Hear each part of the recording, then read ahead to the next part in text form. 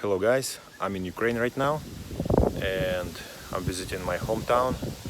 This is the lake where I was swimming when I was a kid, like 5-6 years old.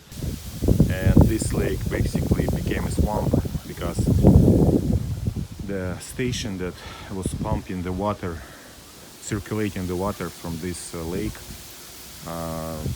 went out of business. Basically they shut it down a long time ago, probably like when Soviet Union collapsed, and now it's just a dump. People throw out the trash and everything. And the reason for this video is my neighbor, he gave me a Ukrainian car. It's a ZAZ. This is a pickup, and I just wanted to give you a tour of this car, let you see how it looks like. So this is the ZAZ model Tabria, and it says pickup, 1.2 liter engine, as you can see from the labeling. Not sure of the year, I'll check it out in a few seconds. Pretty simple car, no fancy features, no AC, no nothing. 5-speed manual. What else? Like I said, no AC, no power steering. Owner fixed his ignition from here to here. He has to replace it because this one stopped working for some reason. The car is converted to gas, to natural gas, so it's not running on gasoline or petrol anymore. You can see the natural gas plug over here.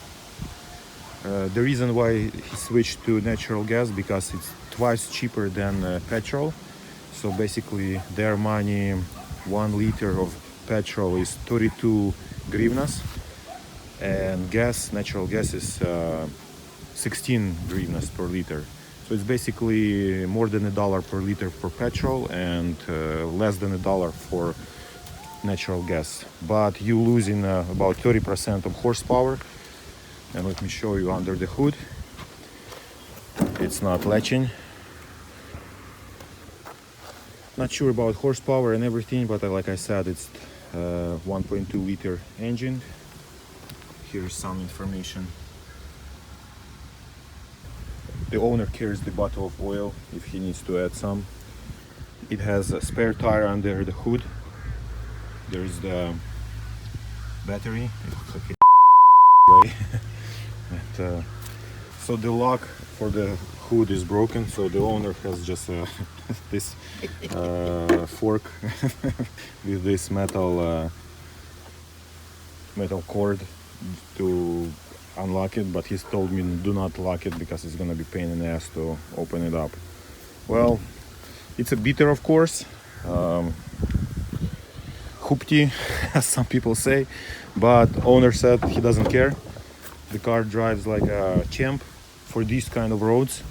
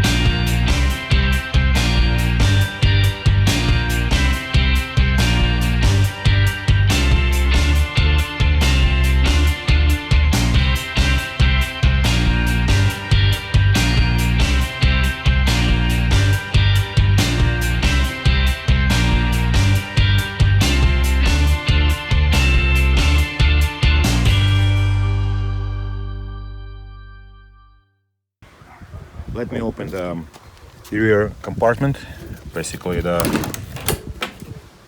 cargo area. So this is the cargo area. It's not intended to carry people, although there is a version, I think there is a version for passengers to be seated at the back, but this one particular model does not have any seats. Owner just basically made some illegals sitting over here, and he told me if you're gonna carry somebody, make sure they stay hush if police will stop you. So there's the gas tank for the gas modification. Yeah, and I'm not sure exactly how many kilograms or pounds you can hold on this thing, but it looks pretty small. So, but I think it's enough for local people to carry potatoes and tomatoes from their gardens. Okay, now I don't know why it's not closing. Oh shit.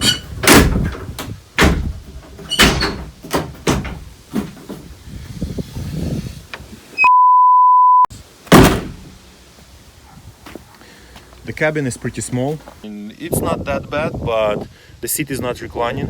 I'm not sure if it's reclining. I could not find any knobs or handles to recline the seat, but it's pretty uncomfortable to go like a long drive, long road trip. But leg room is okay. I mean, it's not that bad for the leg room. The only complaint I have is about reclining seat. So this is the driver area. So like I said already, it's a 5-speed manual. No power steering, but I think steering rack is already so beat up that you don't feel that you ever need the power steering, so it drives okay. And now it's time to drive this car. Here's one more look at the local scenery. This is the lake, not sure how it's called.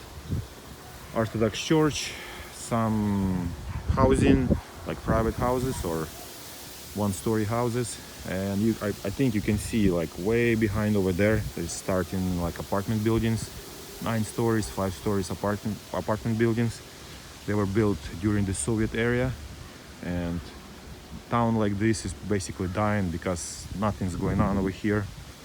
All major factories were connected to Soviet military network, and when Soviet Union collapsed, everything basically was shut down and people just living for better life somewhere else, like big cities or Europe or North America. So now it's the time to drive the Tavria or ZAZ, and we'll see how it's handling on Ukrainian roads. Let's start this thing up and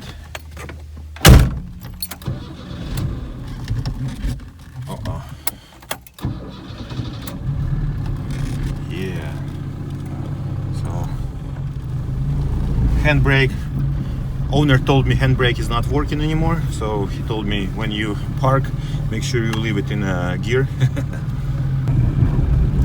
Not sure how many horsepower this engine has.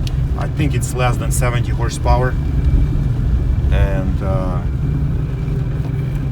believe me, it's more than enough for this kind of road. So now I'm doing a second gear. Yeah. Well, this car reminds me of my first Honda. When I had my first Honda back in the 90s, it reminds me about the car.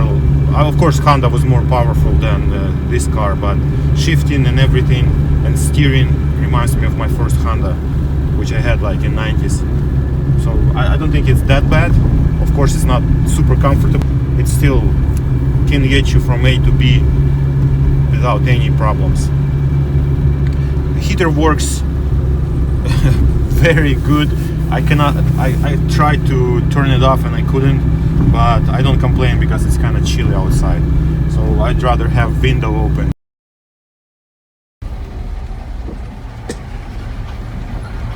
So I was doing the drive test for you guys, and the clutch cable broke, so the clutch became very loose, and I thought something was up with transmission, but cable broke loose, and there we go. Somebody's giving me a tow. Yeah, have fun in Ukraine, in Ukrainian Tavria ZAZ. So thank you guys for watching this video. I hope you guys had fun, and I'm gonna continue my Ukrainian trip, and I'll see you later.